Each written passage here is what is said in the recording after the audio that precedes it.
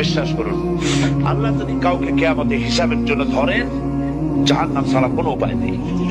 হিসাবের জন্য যদি আল্লাহ তার কোনো বান্দাকে ধরেন, জাহান্নাম ছাড়া কোনো উপায় নেই।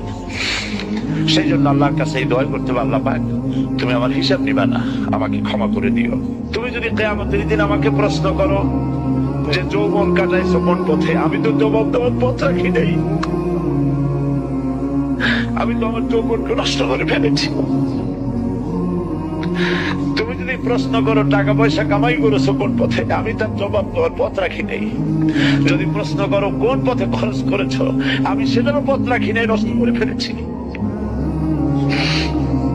তুমি আমাকে ক্ষমা করে দাও। সেজন্য আল্লাহর কাছে দোয়া করতে হবে, রব্বানা আতিনা ফিদ দুনিয়া হাসানাতান ওয়া ফিল আখিরাতি হাসানা ওয়া কিনা আযাবান নার ওয়া আদখিলনাল জান্নাতা মা'আল আবরার ওয়া আদখিলনাল জান্নাতা বিগাইরি হিসাব।